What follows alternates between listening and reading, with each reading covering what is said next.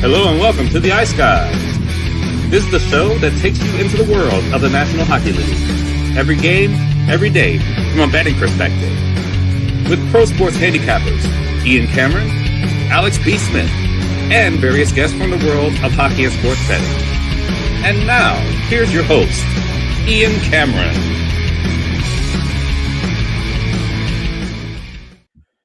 Welcome to a brand new season of the Ice Guys. It's our season premiere edition of the show. It is our 9th season premiere edition of the Ice Guys show. 2017-18 was our first full season. We were actually on for the playoffs in 2016-17. That was the very first iterations and editions of the show. And this will be our 9th full season of the Ice Guys show. It's hard to believe it's been that long, but we are thrilled to be back, and we are ready for a brand new NHL season in 2025-2026. Ian Cameron, Alex B. Smith, and Matt Robinson's back in the house 2 days a week, once again this week throughout the NHL season to break down the board with us. If you missed it, tune into our Eastern and Western Conference season preview shows. We did the Eastern Conference Friday, the Western Conference yesterday, season-long player props, futures, season point totals, October specials, you name it. We've really broke it down pretty well with a lot of the teams that we mentioned on those two shows. So if you did not check it out, make sure you do that. Let's just go around the horn, get some thoughts, some vibes, some emotions, some feelings from everybody as we embark on a new season on this opening day. Alex, it's always great when a new NHL season is here. Yeah, absolutely. And it's just a great feeling to be excited about the year.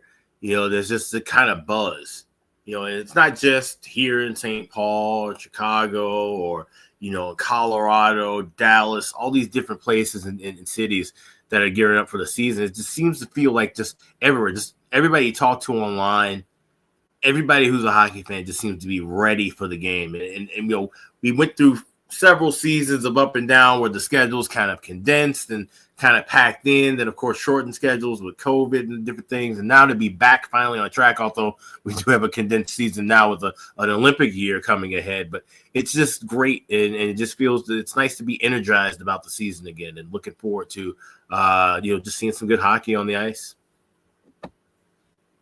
Question. I think we all are. Matt, it's the first time we've seen you. Obviously, Matt was part of the Dallas Stars, obviously, preview show that we did last month with his brother Ryan. But this is the first time we've seen Matt on the full regular edition of the Ice Guys show since last season. And Matt, this is actually a chance before we get into the 3 games here on opening day in the NHL. Obviously, we did the preview shows. Let's hear if there's anything you like as far as futures, season-long player props, season point totals. Is there anything on the futures board that stuck out to you prior to the season starting tonight? And also give us your Stanley Cup final prediction and your Stanley Cup champion. Oh, really putting me on the spot. Yeah. As far as, you know, true futures, for me, it's typically, unless there's a long shot that I feel is just completely misjudged, it usually is a couple weeks into the season before I start putting out those types of plays. I know for like point total purposes, you've obviously got to get those in preseason. But I don't play a ton of future stuff. Hockey's just such a toss-up of a sport. I mean, you know, 2 injuries to a team that is a Stanley Cup favorite, all of a sudden, you know, are they going to make the playoffs? Are they a lottery team? So, circa New Jersey of last season. Yeah. Yeah, exactly. I mean, they were up there at the beginning of the year and, you know, obviously dealt with a lot of issues. So, you know, I don't typically look into it too hard. You know, I think if you look at the Stanley Cup odds, there's probably, you know, 7-8 teams that at current state you feel could be in the mix. You know, there's a couple teams that could make a big jump this year and then find themselves in the mix. You could have teams that are 1 and 2 and 3 that, you know, in 2 months, it's, you know, they're probably out of the playoffs. So, I mean, take Nashville, for example. Last year, people were high on Nashville going into the season. You know, they got some big pieces, big blockbuster trades, you know, Stamkos, Marchessault. And obviously, we're one of the worst teams in the league for long stretches of last year. So not a ton of future plays. I mean, there's different props looks, you know, looking at guys that might get a little more opportunity this year. Those are always worth looking at. A guy that comes to mind being a Stars fan is like a Maverick Bourque might see a little more opportunity this year. So you may see his numbers sort of deflated. There's guys on every team that are fighting to make the lineup are going to get some opportunity, maybe new coaches, things like that. So that's always kind of an angle I would look at is those type of guys. It's easy to look at a Matthews, a McDavid, a Draisaitl, but, usually their point totals are really high that some would have to go crazy. It's usually the third and fourth line guys that maybe get some top six opportunities, some power play time that, maybe could mix in there. So, so nothing too of note. I think we talked about it on the Stars show. I think like Jake Ottinger as a Vezina look is certainly worth a shot. I think we discussed it. I think Alex may have mentioned this point, but with Hellebuck, he would have to have like some incredible season to get it again, just given, past history. And then you have the Olympic aspect. You have Ottinger trying to get into that starting role against, regular season wise, one of the best goalies in the world in my recent memory. But so I think guys like that are worth a look. I think the odds were decent for Ottinger, just given that, he obviously is in the mix, but I think it was a decent payout. But yeah, nothing too crazy from my end. As far as props or like preseason props, point totals, things like that, I don't typically jump in on too much of that. Nothing wrong with that. Yeah. There you go. Fine. All right. You know what? Because I sprung the Stanley Cup final prediction question on you, I will give you, Matt, till the end of the show. We'll come back around to that at the end. Okay, that sounds good. Stanley Cup prediction. I know I didn't mention to you before the show that I was going to get a Stanley Cup final. Mine for it, by the way, is Vegas, Carolina, with Carolina winning. Yeah, I really shook it up this year. And Alex likes Florida, Vegas with Vegas winning. Vegas winning. Yep. Yeah. There you go. Okay. Those were our Stanley Cup final predictions yesterday. All right, this is the part we're all excited about. It's our first game to break down and analyze here for the upcoming season. Note the start time. Get your bets in. 5 p.m. Eastern, 2 p.m. Pacific in just a few hours. The Chicago Blackhawks take on the two-time defending Stanley Cup champion Florida Panthers as the Panthers get ready to raise that banner once again to begin a brand new season. Florida minus 270, home favorites, the consensus line right now. 5.5 the total here in this game, shaded to the over in this one. Obviously, when you look at this matchup, we'll start on the Florida side. The big, obviously, news of the entire really preseason and training camp was Alexander Barkov's injury suffered. Obviously, out long-term, underwent knee surgery to repair his right ACL and MCL. It's going to be an up to 9-month recovery time. So that basically rules him out for the regular season and probably the majority of the playoffs as well for the Florida Panthers. Huge loss, obviously dealing with the absence already of Matthew Tkachuk for the first few weeks of the season. But this Florida Panthers team does still have depth. It's just going to be tested and tested immediately. Paul Maurice, because of these absences, specifically to Tkachuk and Barkov, I'm kind of surprised he's done this, considering how effective Brad Marchand, Anton Lundell, and Eetu Kulmint-Luostarinen were for him in the playoffs. There were times that was their best line in the Stanley Cup playoffs, and it was their third line, but he split them up to begin the season. Brad Marchand is going to be placed on the top line on the right wing side with Sam Bennett and Carter Verhaeghe. Here, it looks like, for this first game of the season. Lundell and Luostarinen remain together, but Sam Reinhart will now be playing alongside them here on that second line. Jesper Boquist, Evan Rodriguez, Mackie Samoskevich, who on a lot of teams other than Florida probably would have played a lot more games than he did last year. It's a guy with a lot of offensive upside. He'll be on the third line. Mott, Cunnin, and Gadjevich look to be the fourth line here for this game against Chicago to get the season going. The blue line, no surprises there. Forsling, Ekblad, Mikkola, Jones, Kulikov, Petrie, the veteran Jeff Petrie, the new addition, and of course goalie Bob Sergei Bobrovsky in net. We know if there's any team that can be challenged this way right off the hop as far as depth and being out, two of their best players like Florida, they're the one team that has the potential to still overcome it. There's no question about that. But you are talking about a Panthers team. It's off back-to-back cups, another offseason of probably having a little fun and celebration of another Stanley Cup win, and a team that's coming off, if anyone was paying attention, a slew of preseason Donnybrooks really against the Tampa Bay Lightning, where things just went off the rails, as far as violence, physicality, multiple cheap shots, dirty hits, dirty plays, scrums after the whistle, tons of fights, multiple line brawls, throughout those back-to-back games that the Panthers and Lightning played. This almost feels like for Florida when all that nonsense went on in the preseason, and now you're coming in off a second straight cup and the banner raising ceremony that will take place before the game. It almost feels like this game is going to be maybe tough for them to find that level, especially right off the hop. So it'll be very fascinating to see. This is where watching the games, there's never a substitute as a bettor and a handicapper for watching the games. Let's see how Florida comes out, in this game against a Chicago team that, hey, look, this is a young rebuilding team. We'll see how Jeff Blashill, pieces it all together here, his first year as head coach of the Chicago Blackhawks. You know what? And certainly Alex can probably corroborate this when he talks about this game and his Blackhawks. I'm excited to see a few of these young players for them entering this season. I'm excited for a full season of Frank Nazar, considering the red-hot stretch he showed down last year, late in the regular season for Chicago. I'm excited to see Connor Bedard continue an ascension and have a pretty big year. I just got that feeling it will be a bigger and a better year for him. He will be centering Andre Burakovsky and Donato's Pizza. Ryan Donato to begin the year. Like I said, Nazar likely alongside Teravainen and Bertuzzi.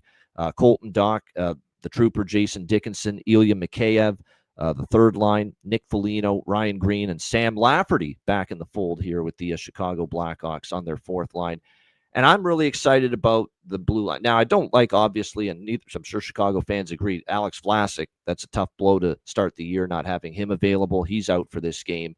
But it's going to put a guy that's got great upside, terrific offensive instincts from the blue line, the ability to quarterback a power play, move the puck, shoot the puck, see the ice well.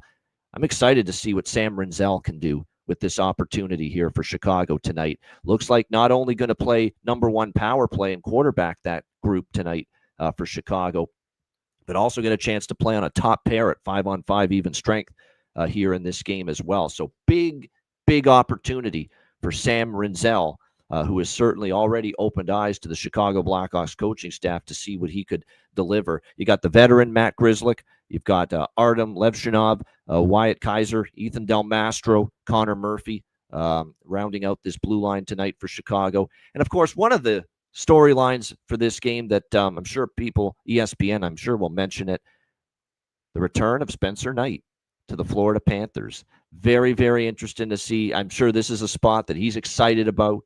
I don't care who you are, if you're a human being and you're a competitor as an athlete and you've got a pulse and you've got competitive spirit and competitive bones in your body, you're always chomping at the bit to go back to the place you once were and show them what they're missing.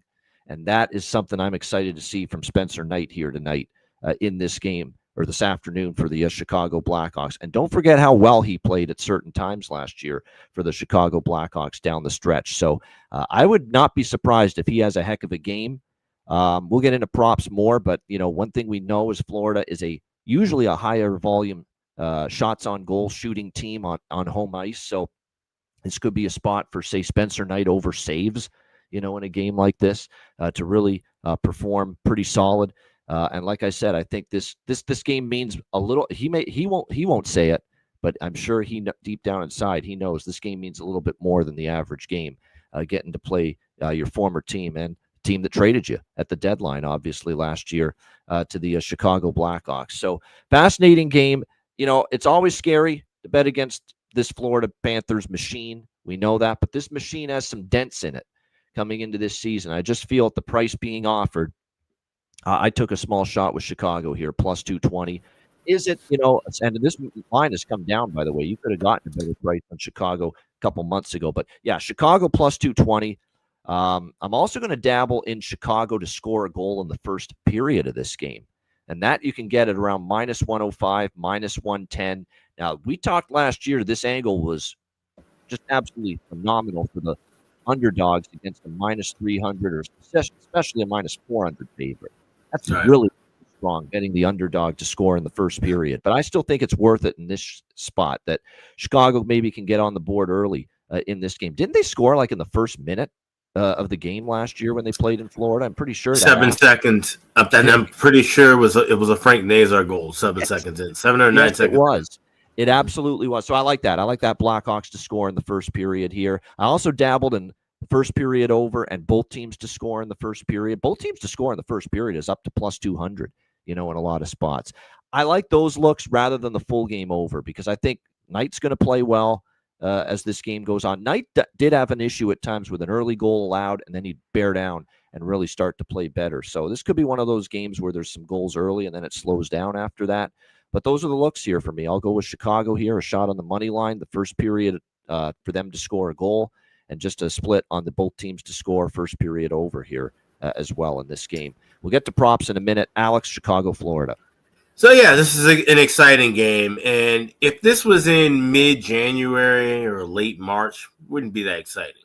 But the fact that you have Florida, second year in a row at home with the banner ceremony, an early start time, a lot of key guys injured, especially, like I said, missing your captain, Barkov, and Kachuk, the heart and soul of your team. So it's arguably your two most important vocal pieces in that room, not dressed up for game one.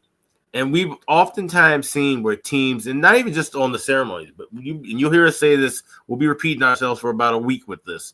Teams are a little sluggish, having the ceremony, having the announcement of every player coming out, through the tunnel and having the whole light show and the whole have you.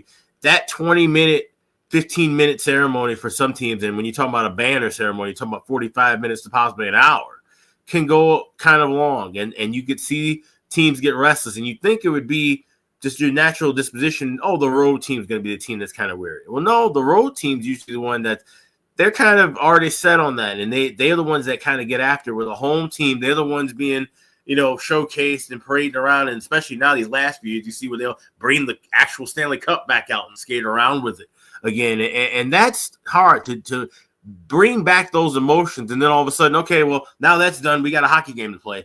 That's tough to adjust to. So I grabbed the Hawks. I got plus 280 early in the summer when this line opened.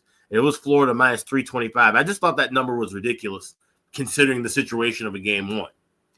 Now you've added in the fact that all these players are hurt for Florida, and you look at, like I said, Florida's last two games. They certainly haven't been completely focused on just playing hockey. They've been, taking out their frustration on their old rivals. And so maybe it takes a little while for them to get back into the square root of things. Whereas Chicago, this is a young team trying to prove something. You're on national TV. You got a lot of young guys making this lineup. You got guys who want to make an impression. And right now they're 0-0. Okay. Odds are it won't get any better than where they are right now, especially if you look at how they've started the last couple of years. To get a jump on the best team in hockey over the last two seasons, that's a big confidence boost for this team, big confidence boost for this new coaching staff. I like the Hawks to jump out early with some energy. I like them to score in the first period. I will be betting first period over and both teams to score in game because you're getting minus $1.20 for first period over, except plus 200 for both teams to score. You can grab a little piece of that now, but I still would like a little bit extra waiting just a couple minutes in, something that if you're joining us for the first time, you'll hear me say that a lot this season. I'm going to be waiting for first period overs and both teams to score a few minutes into the contest to get better adjusted prices. So that's something you want to get used to. No doubt. I was just going to say Alex is a proponent of that. If you remember, anyone that has been with us for years, watched all of last year and previous years, he will often wait a little bit, just for a couple of minutes, 2-3 minutes into that first period to get some better in-game numbers on either first period overs or full game overs. Yes. Or both teams to score. And so with both teams to score, now I do like a set where I think Hawks get the goal first and Florida answers back. So I will be talking a little bit more about that in bargain bin. There's actually 3 bargain bins I like One of them, actually two of them, involve Frank Nazar. So I'll give you that one right away. Frank Nazar, anytime goals. Everybody in the chat was asking. We are definitely on that, as I have him to score 30 goals this season, which is 10-1 at Bet Online. I think he gets at least one of those goals tonight, and I'm thinking he may get them a little early. So just a lead into what I'm looking at later on. So I like both teams to score in the first period over, but I want to get a better pricing game. I have situations on who I think those first two goal scorers might be. But ultimately, I like Chicago to win this contest. And even at plus 220, I still think there's good value. I think this could be a game where the Hawks jump on them early. Florida will answer back, but this will be a fight. And I think this will be a back-and-forth battle. And I can see the Hawks jumping on Florida, getting a win. This will be maybe like a 4-2, 4-3 kind of a scrappy game. And it'll be 2 points going to the Roads Club. So give me the Hawks here. Yeah, no doubt. This is actually a very intriguing game for a lot of reasons. Florida, how do they respond with the Barkov and Tkachuk absences? Coming off 2 back-to-back cups. How does Chicago look? This young team, are they ready to test their mettle and prove it against a team like Florida? And also the Spencer Knight, storyline, going back to play his old team. And we know there's a talented young goalie that, now that his mind is right, has the potential to have a nice season ahead in his first full year with the Chicago Blackhawks. Matt, what are you liking here, Chicago, Florida? Yeah, I am very excited for the season to get started. Very weird time, 2 p.m. my time, I think, is puck drop. So will be an early start. Pretty much we'll wrap up my workday and be able to just go right into watching hockey, which will be pretty awesome. But yeah, I'll try not to repeat too much of what you guys both got into, because I align with it pretty well. It's a banner game. Guys will be excited but lose. I feel like early in the season, there's more mistakes that are happening. Obviously, I don't think that's any shock to anybody, but what I find is when there is more mistakes, it tends to benefit offense a little bit more and hurt defense and, goaltending and things like that. You look at historically the playoffs, there's the exceptions. There's the Pittsburgh Philly series years ago where every game had 12 goals in it. But generally defense tightens up in the playoffs. Goals are harder to come by. Generally power play goals are the only way to see a big lopsided game, as a team gets a hot power play and scores a few on that. But so I do expect goals in this. The caveat is that, with the long ceremony, sometimes those first 10 minutes just go by and nothing happens. But I do think, you have a young Chicago team, guys that they'll see some of the Bernard ceremony and, get that extra juice going that, hey, they want to be on that side of things one day. They know, it's probably not the year for Chicago to get it done, but, they'll see that 2 years back to back. They'll be looking ahead, trying to build some momentum to get into that position. So, Florida is going to be missing a few guys. There's still some guys on that side that can score. So that's why I do like goals in this one. It's a little early to be jumping into the old same game parlay, but just given that it's a 5.5, I might split up what I would put on the first period over, put half on the first period over, half on a first period full game, same game parlay. I think I saw it's plus 140 if you do 1.5, 5.5. So if you do feel really good about the first period over, and then you think we can get to that 6 number, whether it's a 4-2 empty netter, 3-3 overtime obviously is a hit. So because I do agree with Alex. I think Chicago will have a bit of a jump early. And then Florida, they're too good of a team to not respond at all. They're not going to lay over and lose this one 6-0. So I expect to see some response there. As far as sides, I think if Chicago was a little bit higher, like Alex mentioned, getting it in the summer, I think that's an auto take. 220 is still worth a look. I might see how the game starts just on the off chance Florida does continue, just regardless of their injuries, and kind of dominate this game, being the veteran team. They don't have a slack goalie on the other end, but I do agree Spencer Knight's going to want to play well as sort of a revenge spot. I could see taking the Hawks. I obviously would not ever take Florida here. There's just no value, even if you do feel good about them winning this game. But yeah, so I think big play for me here will be the first period over. And then because I think that we can get to that 6 number, I'll throw a little splash on the same game parlay. But I think as far as sides and totals, that'll be it for me. All right. As far as player props, we'll just rip through these quickly. A lot of people are expecting, like we already mentioned, how I like the season-long player props for Frank Nazar. Goal plus 390, assist plus 264. Those are some really good prices out there for Nazar, and I did that rather than the point prop, just to get those juicy, prices that you can get with him to either get a goal or get an assist. I think Sam Rinzel could make an impact right away. He's going to be playing top pair minutes, power play 1 for Chicago. If they get power play opportunities, look out. So a point prop for him is plus 162. You go a step further with power play point plus 450, knowing, that he's going to be playing on the man advantage for the Chicago Blackhawks here tonight. I think there's value with Brad Marchand because he looks like he'll be on the top line right wing side for the Florida Panthers tonight. So there's plus 220 for him to get a goal, plus 150 is the best price out there for him to get an assist. Lundell, point prop, minus 115, or you could go goal assist split. It's the same thing as betting the point prop. Sam Askevich, I dabbled in him at plus 120 to get a point. He's going to get elevated minutes now due to some of these injuries, and we know the offensive talent. And I also had to sprinkle on Seth Jones, goal and an assist, especially against his old team. A guy that's going to obviously and show the capability to chip in offensively once he got to Florida back half of last year. So those are definitely some of the goal props or some of the props that I like here for Chicago and Florida. All right, Pittsburgh Penguins, New York Rangers, the second game of the triple header. All these games, of course, on ESPN. This one starts at 8 p.m. Eastern. Rangers minus 230, home favorites, 6 the total in this game. Mentioned how Pittsburgh coming into this year, the blue line looks like it got some real problems, real concerns. Tristan Jarry, not a goalie we often have confidence in, but Dan Muse is showing already maybe he doesn't have that confidence in Tristan Jarry either, because he has opted to go with our guy, She Loves You, yeah. Arturs Shelovs getting the start for the Pittsburgh Penguins here in this very first game of the season for the Pittsburgh Penguins. We obviously saw what he was able to do in leading the Abbotsford Canucks to a Calder Cup championship in the American Hockey League last year. Is absolutely phenomenal in that run to the Calder Cup. We have seen him play several, handful of games in the NHL. We remember, obviously, 2 years ago when he was pressed into action for the Vancouver Canucks in the playoffs and made a decent account of himself going into that series into the playoffs a couple of years ago. It's a talented goalie.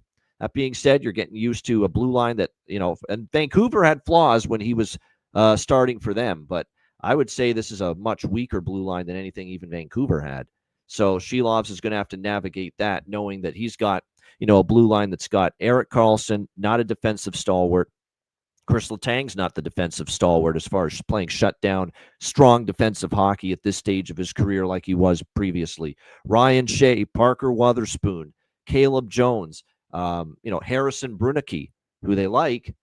But is he ready to be on the NHL, an NHL starting defenseman right away? That's going to be the question. He's going to be on that third pair. You're already dealing with some key injuries up front. And this is a team that in the third and the fourth line in particular, I worry about where the goals and the consistent offense is going to come from for the Penguins. But Rutger McGroarty starting the year on the IR. Kevin Hayes is starting the year on the IR. And the biggest one of all is Brian Rust, who has had such amazing chemistry with Sidney Crosby the last couple of years. He's starting the season on the IR as well for Pittsburgh. So definitely injury concerns already, especially in the forward group. Looks like Crosby will center Ricard Raquel, which he's used to playing with Raquel, and they've played pretty well on the same line over the last year and a bit. Ville Koivunen is someone to keep an eye on. He's going to get a shot on the top line, it looks like, tonight for Pittsburgh. And this is a guy that showed in glimpses in the preseason that he might be capable of elevating himself offensively, which he's going to have to, because you're just concerned about if you're going to get consistent, reliable production from so many other sources in this lineup. I mean, Anthony Mantha, is he a second-line player for sure? Given the inconsistencies we've seen of him. Malkin centering that line. Justin Brazeau, I like Justin Brazeau as a player. I don't know if I like him in the top six forward role, but when you're the Pittsburgh Penguins and you don't have a ton of depth up front and you got injuries already, that's exactly what's going to happen. You got to put Justin Brazeau on your second line. Novak, Kindell, Kindle and Philip Tomasino on your third line, Connor Dewar, Blake Lizotte, Nola Chari on the fourth line. So, like I said, blue line issues, depth of forward issues for the Pittsburgh Penguins, and a team we expect have a rebuilding, pretty tough season here under Dan Muse in his first year as head coach. Meanwhile, the New York Rangers, look, we know it was a soap opera last year. We know the vibes in the dressing room were bad. There was definitely fractured, relationship, if you will, in the dressing room. It's just frustration with the management group. Things went south. It was just a complete and utter free fall for the Rangers. It resulted in, obviously, the coaching change. Peter Laviolette sent packing. But in comes Mike Sullivan. And we noted this in the New York Rangers season preview, and we talked about this in the Eastern Conference preview as well. He has a track record in year one of getting teams to improve, buy in, and improve significantly. You look at his first year as head coach of the Bruins over 20 years ago, big improvement from the year before he took over to the first year he took over as head coach. And same thing with Pittsburgh, immediate improvement in his first year as head coach of the Penguins when he took them over. Obviously gets to coach against his former team in his first game behind the New York Rangers bench as head coach. When you look at the New York Rangers this season, very, very interesting to see how things shape up for them, because JT Miller named the captain. I have no issues with that. I know some people, saying that, well, just came back to the Rangers and he's captain. He's a bona fide leader. He is a guy that can drag his teammates into the fight. And so I've got no issues with the Rangers making him captain, with Zibanejad and Will Cooley looking like he'll be on the top line to begin the year. I think he's earned it. All last year when the Rangers were a mess, were losing left and right, struggling throughout the second half of the season. Guess who the one guy was that was showing up and giving you one heck of a performance most nights and effort? Will Cooley was that guy for the New York Rangers. So I like seeing him here on the top line to begin this season. Artemi Panarin in a contract year, so it should be very exciting to see what he's able to provide. Vinny Trocheck, I think it's a big year for Alexis Lafreniere. A great season 2 years ago. Kind of like the rest of the team, kind of had a tail off last year. That didn't have that next step that we thought. Can he kind of, with a new head coach now behind the bench and Mike Sullivan, have that offensive season he can be capable of? Very fascinating development here is that the Rangers, well, Rempe Carrick, Edstrom, Taylor Radish now here, Connor Sheary, but very surprising player that made the roster here is Noah Laba. Noah Laba. There we go. There's my new one for him. Noah Laba here for the New York Rangers. You're going to get this with a bunch of teams, and he is just one of these guys that impressed so much, in preseason and training camp, that Mike Sullivan said, hey, we'll start the season with you on the team. So he will be, and not just in a meaningless role either. He's going to be starting as a third-line center, it looks like, Noah Laba here for the New York Rangers. So be very interested. I'm definitely going to be keeping an eye on him, seeing how he plays here in his first opportunity in the NHL. This guy, too, is very young. He's only, 22 years old. He completed Colorado College is where he played last year. So very, very fascinating to see what we get out of him here in this first game with the Rangers. On the blue line, I love the addition of Gavrikov. Should make because they were a mess defensively last year, terrible in their own zone, hemmed in. It looked like Keystone Cops in their own zone too often. Gavrikov should help settle things down a little bit. It's a nice signing in the offseason for the New York Rangers. Carson Soucy, Braden Schneider, Will Borgen, Urho Vakanainen, Adam Fox. John Massey mentioned this too, and I know he likes Adam Fox over his season-long points. Adam Fox now might have a little more freedom to get back to what he does best, and that's chipping into the offensive side of things from the blue line. So that'll be interesting to see if he has that offensive mojo back in his game on the blue line for the Rangers. And, of course, the great Igor Shesterkin in net, and a pretty solid backup option in the veteran Jonathan Quick for the Rangers. Look, I respect Shelovs, and to be honest with you, I didn't love the idea of hearing that Shelovs was starting for someone that had already bet yesterday the New York Rangers team total over 3.5 minus 110. But I'm on it. I'm sticking with it. And I like Shelovs, but the one concern about Shelovs, and Mikey pointed this out in our group chat, his numbers against the New York Rangers are not great. He struggled against this team as a member of the Vancouver Canucks. So, and considering the mess the Penguins are on the blue line, entering this season. I still think the Rangers can get 4 goals. So that's the bet I like the most here is team total over 3.5. The total's gone up to 6. I can see why. I got over 5.5. 6, I don't like it as much, but I could see that. And plus season history kind of dictates that. I went back and looked. I believe 7 or 8 of the last 10 meetings, Penguins Rangers have had at least 6 goals. So that's why it was critical to move to 5 from 5.5 to 6. To be able to get the 5.5 like I did before it moved to 6, certainly beneficial in a series that, again, majority of the recent meetings have had at least 6 goals. Alex, what do you think here? Penguins, Rangers. Yeah, you look at this line and you look at the, like I said, the injuries for Pittsburgh, and this just seems like it should be a runaway for the Rangers. And this feels like one of the spots throughout the year where I think we could be looking to maybe go against the Rangers or looking at spots like, say, the draw. I think now, especially at plus 380, this is a fantastic spot. This is a game where the Rangers should win 4-1, 5-1. We saw these games end up being much closer than they should have been. And I wouldn't be shocked, like I said, with Shelov's getting the start in net, knowing he has a firm chance to make an impression here and take the number 1 job and ride with it through the season.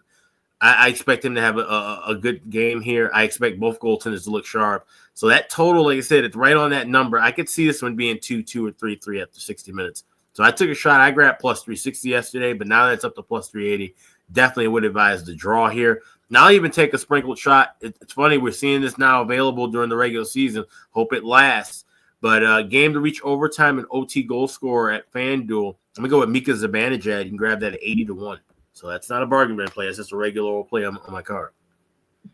All right, Matt, what do you think here? Pens Rangers. Yeah, initially when I saw the 3-game slate to start the year, this was maybe the least exciting game. Maybe that's I follow the West. I live in the West a little more. So 2 teams. New York obviously had quite a disappointing year last year. Pittsburgh, was back and forth in a rebuild mode. Both teams have some good players though. So I think it'll be an exciting game. These are 2 teams that I don't catch every single night because, they're usually on at 4:00 my time on local TV. But when it's on national TV, it should be an exciting game. So betting wise, this one is the least attractive betting wise on my card. I lean New York here, especially at home. There's not quite enough value for me to take a shot with Pittsburgh. You find Pittsburgh at plus 280, plus 300, then maybe I'd have a little more interest, but just not enough value here. One thing I did do for all 3 of the games, I know that 5.5s were easy to find like a week ago. Now this game's a 6. I know some places the Avs LA, which we'll get into here in a bit, is at a 6. What I did is, because I think, I'd be shocked if we don't at least get to like 5 in these games. I think all 3 of them kind of give me some over vibes. So I did a parlay of the 3 games at 4.5 plus 104 on the off chance we get a 2-2 overtime hit in one of the games. And then at 5.5, which I still feel pretty good about, all 3 of them parlayed is plus 451. So I think there's a lot of value there. It's early in the season. Again, we talk about defense tightens up as the year goes on, but you'll have a lot of young guys, excited guys trying to prove in these first few games that they want to lock in for the year and kind of find a spot on the team, or for a young guy to find a spot in the top 6, things like that. So early on, a lot of opportunities. I'm expecting some power plays in all 3 of these games. So those 2 parlays will be the only thing I really have involvement-wise in this game. Few props for me. JT Miller goal, JT Miller assist. How good was he when he got to the Rangers, and we saw what he was able to do now in his first game of the season as captain now of the team. I'd expect JT Miller to play pretty well. His goal prop, his assist prop. Trocheck, someone I maybe look at here as well. The second line center for the New York Rangers, also with the goal plus 224, assist plus 150. Will Cooley, I mentioned it. Goal assist for him especially. You can still get the goal prop in the just barely at plus 300 at some spots for sure. no question. So, and again, we love his effort, his compete on the ice, getting that opportunity on the top line. So the goal and the assist prop for Will Cooley stands out as something that I'm interested in. If I were to look at a couple players for Pittsburgh, maybe Raquel because of the chemistry with Crosby, and maybe Ville Koivunen because of the nice preseason he had. And you are talking about those two guys playing with the great number 87, Sidney Crosby, on that top line. So if I'm going to look at anyone for Pittsburgh, I'd look Koivunen, Raquel, Cuban Wayne Gretzky in the chat. Tomasino's not a bad depth option. If I were to look down the board, third, fourth line, Tomasino is someone that I would consider, because Tomasino did chip in a little bit down the stretch of last year for the Pittsburgh Penguins while playing in that bottom six role for them. All right, final game of this opening day NHL slate. It's the final game of the triple header on ESPN. It's very interesting as far as the broadcast assignments are concerned. They actually gave Bob Wischusen and Kevin Weeks the Chicago-Florida game. Now, I know that's the early game, but it's still, I think, a little bit more of a glamorous game than Penguins-Rangers.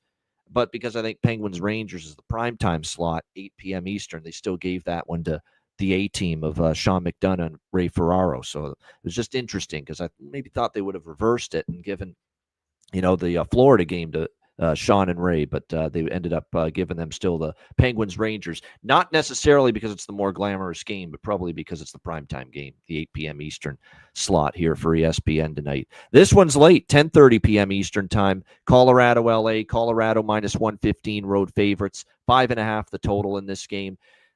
This is pretty much a anti-LA sentiment that's pretty strong from both me and Alex. We'll get Matt's thoughts on them in a moment as well, but it's just, I worry about a couple of things with LA. The one thing I don't worry about, believe it or not, I worry about the coach, because he's an idiot, doesn't know how to run his bench, manages minutes.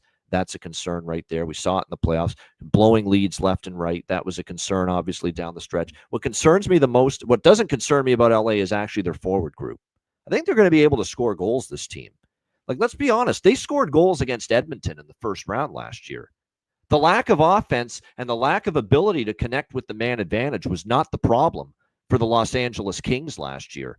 It was the ability to shut it down with the lead, play the right way, just sit back in a shell. That's not the way to play defense these days with a lead in the NHL. Yes, you want to think defense first and get the puck out and do all the little things, but you can't just stop attacking and stop trying to get an insurance goal or pad the lead. You have to defend, but still maintain some semblance of offensive aggressiveness and trying to increase the lead.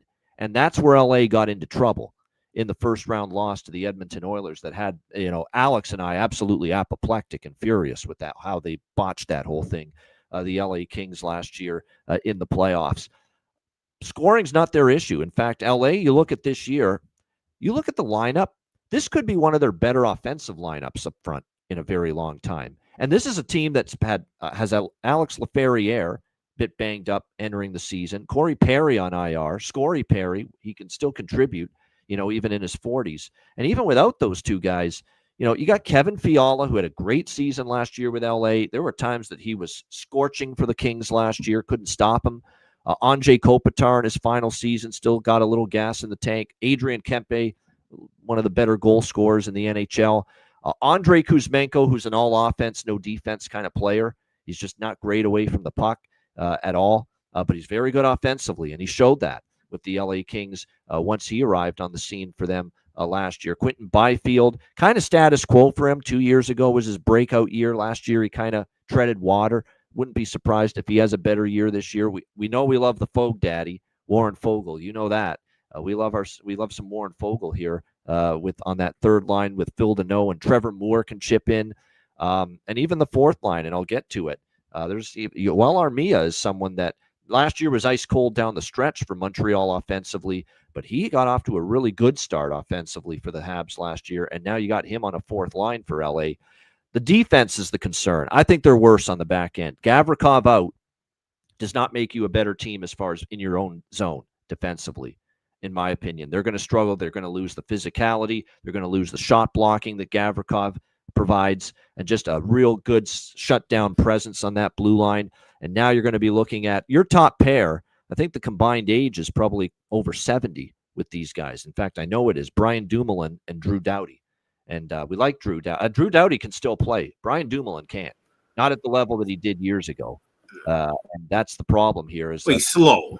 I won't say he can't play. He's still a good stay-at-home defenseman, but he's stay-at-home for a reason because he can't really go anywhere else.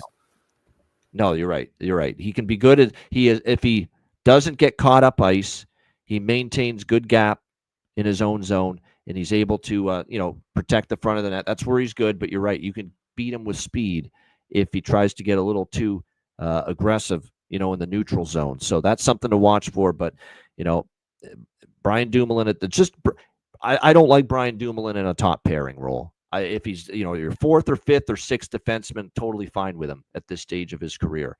But again, the top pair, we'll have to wait and see. Cody Ceci was brought in, obviously, as well, along with Dumoulin. I'm not sure if those moves make this a better blue line, especially when you lose Gavrikov. I do like Mikey Anderson. I think Brant Clark's got great offensive upside, but he's still a work in progress defensively. We saw that even in the playoffs last year. There were times that he got out-muscled, for loose pucks, and that's, going to happen with a young kid like that. Joel Edmondson, pretty, meat and potatoes, right? Physical, try to clear the front of the net. That's what you're going to get from him. And if this blue line is weaker on paper, which I think it is, that may be a concern for Darcy Kuemper, because one thing I've become accustomed to with Darcy Kuemper, great year last year, terrific season for the LA Kings, but he is kind of one of those goalies I don't trust him to put two great seasons together in a row.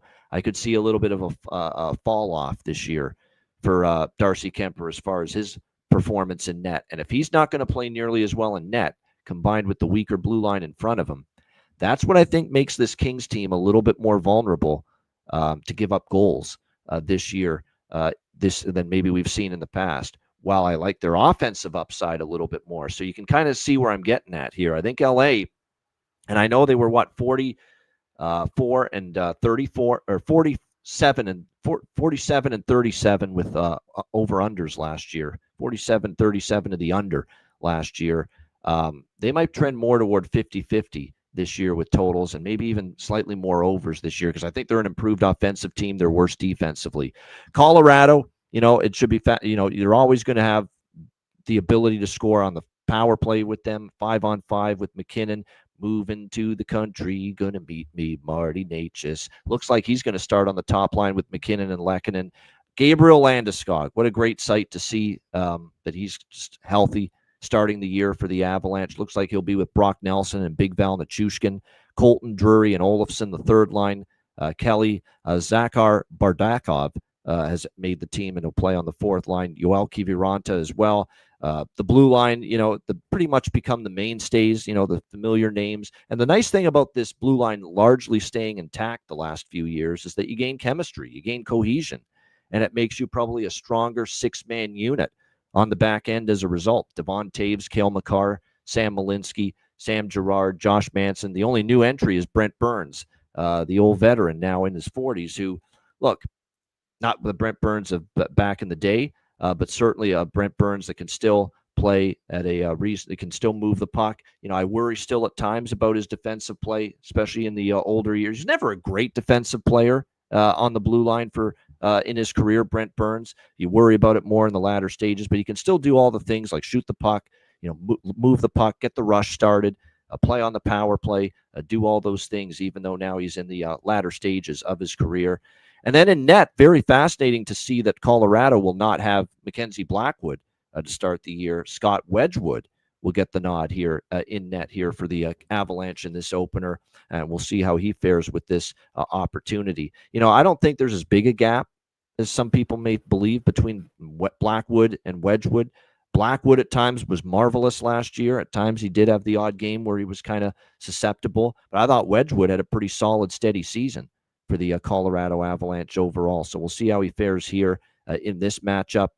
I really liked most of all here, especially with the total 5.5, over 5.5, minus 125. 8 of the last 10 meetings, Avalanche versus Kings, 6 goals or more. So that's good to have that on our side here. I also like the Colorado side, minus 115. I just think, they're going to be a better team than LA this year. I'm going to keep the Colorado bet smaller than the total. I like the over even more. for one reason, and that's LA's dominance on home ice. We cannot forget about the fact that the LA Kings had an outstanding season last year playing here in LA. Their home ice record was tremendous. So I still think, though, Colorado can win this. And like I said, despite the home ice success last year for the Kings, I don't necessarily think they're going to be as good this year. So I still like taking Colorado at this price, minus 115. Colorado's done pretty well against LA in the majority of the recent head-to-head meetings. But more than anything, I like this total at 5.5. I think it is a game that can get up and over the total. Alex, what do you think here? Colorado, LA. So I do like this total as well, but I'm going with the over by Fecta. I'm playing first period over, a little bit small pregame at minus $1.15 up to $1.20, and I'll be looking to grab some plus money in game. As far as that 5.5, I'm going to be waiting mostly for that in game. So $1.20, $1.25, I'll wait for that to come down to a plus price. So a couple minutes into the contest, but I will have first period and full game overs. Also grabbed Avalanche money line minus $1.15. About 3 weeks ago. Like I said, this was a spot where I just liked how the Avs match up against, especially how they played in the preseason. You don't want to always, like I said, roll with everything preseasons, is saying that, okay, this is where a team's really good or a team's really bad. But Colorado, when they had their A team playing in the preseason, they looked sharp and focused. And I think, like I said, they can catch this LA team that just has a weaker defense napping. So I also like the team total over 3.5 plus 148. That's an alternate total over at FanDuel. All right, Avs team total over 3.5 here for Alex in this one. I'll get to some player props. There are a few that I like here for this late night finale here for opening day in the NHL. Matt, what do you think here, Avs Kings? Yeah, on the same page with you guys on in a lot of aspects. My favorite bet is the over here. When I saw 5.5 between these two teams, just on paper, and then kind of did some digging, and I saw the 8 out of the last 10 with some big high scoring games. I think the advantage or the angle I like about LA contributing to that is they are at home. They had a really good home record last year. If this game was in Denver, it might scare me a bit. Maybe it ends up being like a 4-1 game. But I think LA will keep it, tight. And I think Colorado's firepower on offense will give LA's defensive core a bit of trouble. With this one, again, my biggest bet is just the over at 5.5. I was able to get it at like minus 118 about 2 days ago. This was the one that I kind of circled from the get-go. I'm also going to jump on the Avs side of things, but I'm going to kind of take one of each of your bets. I'm on team total over 3.5 and Avs money line. That way, we get a 3-2 overtime Avs win. I kind of push my money back, and if we get, a 4-2 Avs win, we're happy because both pieces hit, the total hit. And then the other piece, I think I'm going to jump on a same game parlay, kind of a reverse of why I like Chicago, Florida. This one, I feel really good about the full game over. So I'm going to just do a small bet on the first period and full game combined. I think if we get to 2 here, we got no problem getting to 6. So, I expect some goals in this one. I think, you mentioned Wedgwood. I was just in a chat with some folks the other day. I love Wedgwood. I was really sad to see him leave Dallas. I thought, he was a great partner with Jake Ottinger. The thing I've loved about Wedgwood is, he's a guy that can go a month without playing a game and then bring it and give you a chance to win. He's not going to be perfect. He gives up some goals, but the Stars, when he was in net, always had a chance to win. I think it'll be interesting. I mean, he'll be fine tonight. It's one game, but I think if he ends up having to start the year playing every night for Colorado, I think it'll be interesting to see if he elevates and kind of shows, hey, I want to be a starter in this league, or, if it affects him and it really does show he's more a 20, 25 game a year kind of goalie. But neither goalie, gives me, I got to stay off the overlooks.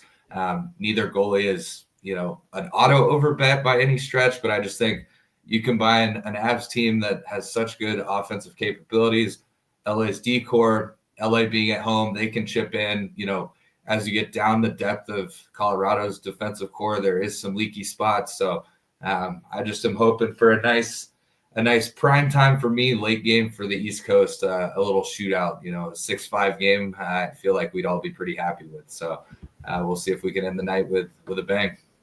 There we go. Also liking there to be some goals here as Matt in this Colorado Los Angeles game. And as far as some props that I'll throw out there for this game, look, I'm assuming he's healthy. And because I'm going to assume he's healthy, I mean, to be able to get Gabe Landeskog, who's going to play on the second line, we'll get power play looks tonight, plus 360 for a goal, plus 208 for an assist. Those are good prices. If he's anything resembling, I don't fully expect he'll be the prime Gabe Landeskog moving forward, but he can still be an impact player, and I like the way he was moving around on the ice in the preseason for this Avs team. So I still like those prices with Gabe Landeskog here in this game.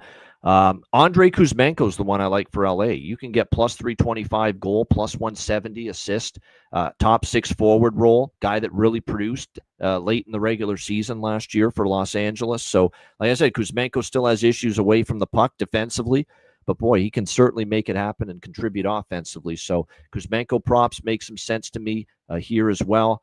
And there's one from this game that I'm saving for bargain bin special of the night, and we're going for a big price with this one that I'm going to mention once we get to the bargain bin special of the night segment. But Quentin Byfield to get a point, minus 115, little sprinkle on the Fogue Daddy, Warren Fogle, plus 370.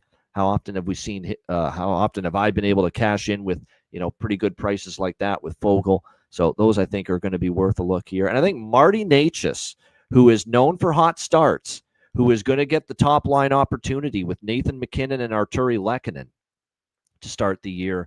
I really like those prices. Plus 280 goal, plus 130 assist for Marty Necas for Colorado here tonight. And definitely think those could be worth a look here.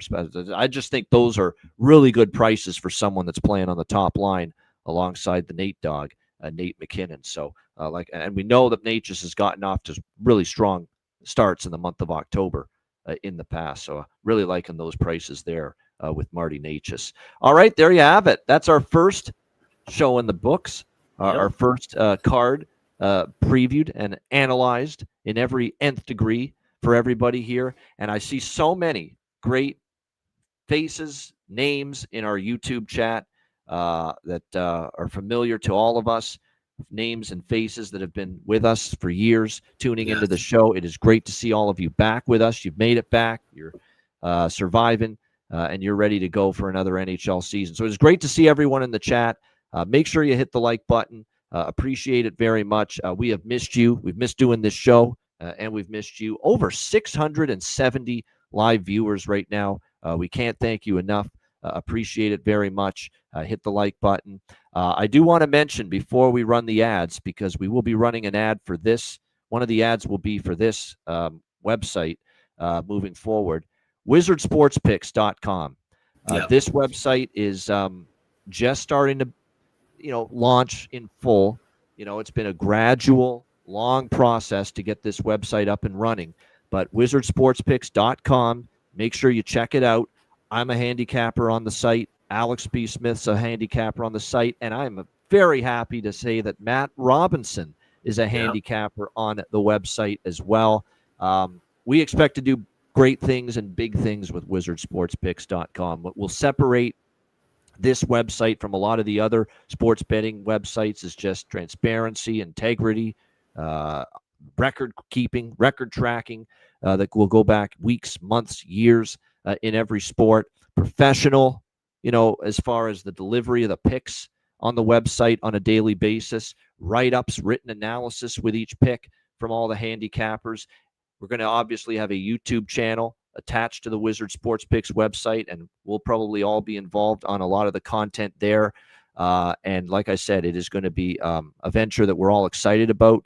We've assembled, especially our mutual friend Dana Lane, who's really the guy that's driving the bus behind getting this website up and running. We've really assembled a strong stable and roster of handicappers, top to bottom. It really is a great roster, and we expect a lot of great things from wizardsportspicks.com moving forward. So check out the website.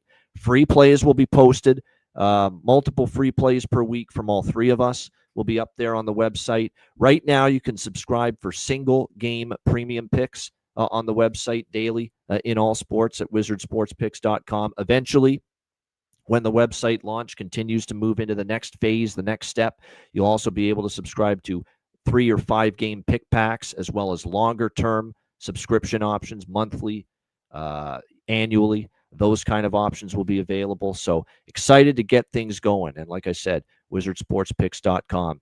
Excited about it, and excited to have Matt on board. It's one of these deals where they've opened the door to people that are looking to get an opportunity in the sports betting and handicapping industry for the first time. And we recommended Matt with all vim and vigor. And like I said, excited to have him as part of it as well. So make sure you check it out, wizardsportspicks.com.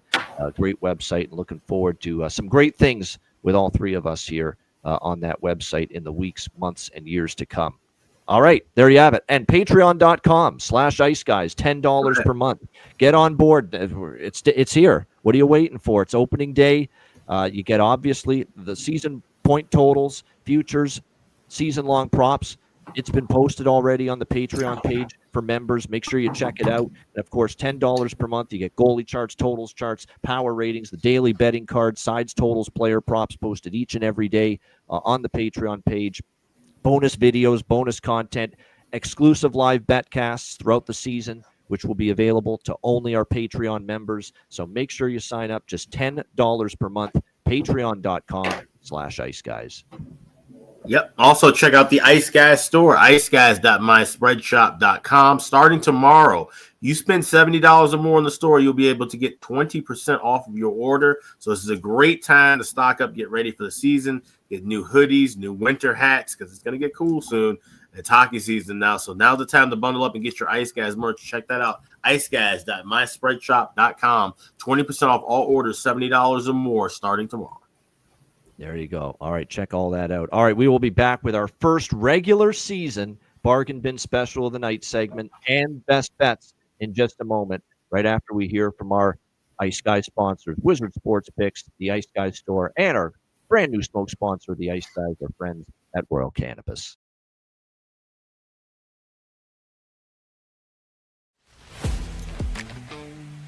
Wizard Sports Picks, featuring the finest handicappers in the universe.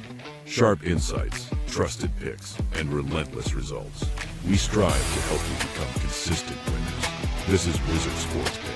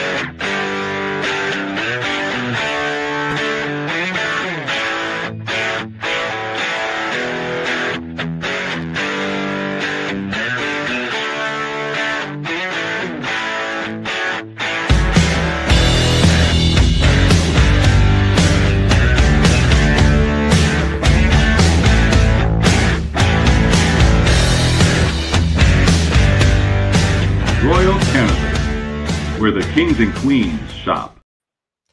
Check it out, royalcannabisshop.com, 20% off using the promo code IceGuys. All right, it is that time. Oh, great question before I get to Bargain Bin Special of the night. Vito in Texas, great question. It's the same answer I give every time someone asks this. Accurate daily lineup stats and updates. Daily face-off, RotoWire. I use both of those. They're great, especially for lineups, line combos, all of that stuff. Starting goaltenders, goalie post. Keep in mind, Left Wing Lock is now a subscription for all the features of Left Wing Lock. So make sure you keep that in mind. And then for stats, there's Natural Stat Trick, there's Money Puck, Those are the covers.com, just gives you the base stats like goals against, that kind of thing, box scores. So those are all good sites to keep in mind to ease your handicapping throughout the year. We will have a comprehensive list of all the sites that we use available on Patreon coming up next week. Yeah, no doubt we are. We're very much excited. Yeah, we will definitely post that up. But there's so many good resources and tools out there to help you with your NHL betting and handicapping on a daily basis. So it's good we shine some light on those. No question about that. All right, let's shine some light on hopefully some big plus price winners in the bargain bin special of the night for the first time this segment for the regular season. Let's start with you, Alex. What do you like here in the bargain bin? So we'll go to that opening game. Chicago Blackhawks take on the Florida Panthers. Now, I've already given you one kind of tip to where the bargain bin's going with Frank Nazar anytime goal. We're not going to count that as a bargain bin play because we like two setups that involve both teams scoring in the first period and the first period overcashing. So we're looking at Frank Nazar to get a goal, but I like him to get the first goal of the game. You can get first goal of the game plus 2,200 at BetMGM. You can also get first away team goal scorer plus 950 at FanDuel. So either one of those you choose. I grabbed a little piece of both, but we were just great. 2,200 first goal scorer for Frank Nazar. My second bargain bin is Carter Verhaeghe. I like Carter Verhaeghe to get the first goal for Florida. So I'm going first home team goal scorer. That's plus 550. Let's see that right. Plus 650, plus 650 at FanDuel. You can also get him second goal scorer at 12-1 also at FanDuel. So Frank Nazar to get the first goal of the game for Chicago and first goal overall. Carter Verhaeghe to get the second goal of the game and first goal for Florida Panthers. Those are my two bargain bin specials for tonight. All right, there you go. A couple bargain bin specials to get the season started from Alex. All right, Matt Robinson. Matty Rob, what do you like here, bargain bin special? It's funny. I actually have two tonight as well, just in honor of kicking off the season. I know once the season really gets going, it's better to find one. I know in the playoffs sometimes we end up with two or three, just with a good slate of 4 games that we're really focused on. But gonna give two tonight. One in the early game, one in the late. In that early game between Chicago and Florida, we talked a lot about Spencer Knight's connection, revenge spot. There's another guy in the game that's backwards revenge. He's played against Chicago. It's not like it's super fresh, but he was there fairly recently and now is on the reigning Cup champion Florida Panthers. Give me Seth Jones anytime goal. He's on that first power play unit. He's going to be needing to maybe bring a little more offense now that we've got Barkov out for potentially the whole year, and then Matty T is out for quite a bit of time. They may rely on a guy like Seth Jones that, is strong defensively, but there's been times in his career his offensive abilities was really what kind of put him on the map. He's played in all-star games and things like that. So give me Seth Jones anytime goal plus 500 on MGM. And then in that late game, Colorado, LA, there's no real connection to this guy. I just think, he's had his ups and downs the last few years. He will be playing on that top unit, which if there's any spots in the Avs, lineup that I'm very confident in, it's their power play. If it was in Denver, I'd like it even more. But that power play unit, they've all been playing together for a while, with the exception of Marty Necas. Give me Val Nichushkin anytime power play point tonight, plus 450. Those guys will be snapping it around. Maybe he scores a goal. It's usually a goal that you see his name, but maybe he makes a pass and somebody else on that unit scores. So that seems like great value to me. I feel like if they get 3 or 4 power plays tonight, you'll see 1 or 2 goals. And so why not Val Nichushkin anytime power play point plus 450. Wow, good stuff. I like those. Really good stuff. Good finds there for Matt with bargain bin special. I got 2 as well, and they're from the same game. They're both from Colorado, LA in the late night hours. My 2 bargain bin specials. We'll start with the Colorado one. I mentioned him, Gabriel Landeskog at plus 340 at FanDuel, getting the second line role to begin the season. Like the way he was skating in the preseason. Looks as healthy as he's been in a long time. And if he is, I think he can still make an impact offensively for the Avalanche. So Gabriel Landeskog plus 340. And my LA bargain bin special from this game is really taking a shot here. I am going with, and he's going to be playing on the fourth line only tonight for LA, but he's also going to get second power play unit opportunity based on the lineup configuration for this game. This is a guy that did not score all that much, struggled offensively late in the year, last year with Montreal, his former team, but he was really good early in the season. And now he gets a fresh start, change of scenery, opportunity to hit the reset button.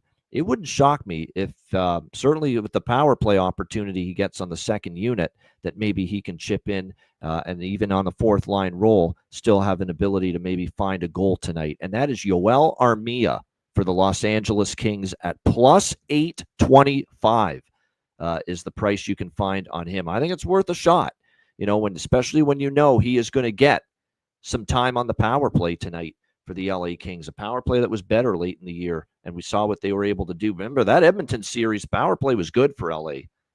That's not what lost them the series. They were connecting, converting with the man advantage. So let's go with that value there. Yoel Armia, LA, plus 825 for my second bargain bin special. So Landeskog plus 350, Armia plus 825 for my bargain bin specials of the night. All right, best bets to wrap up the show, our season premiere edition. Alex, what do you like for best bet?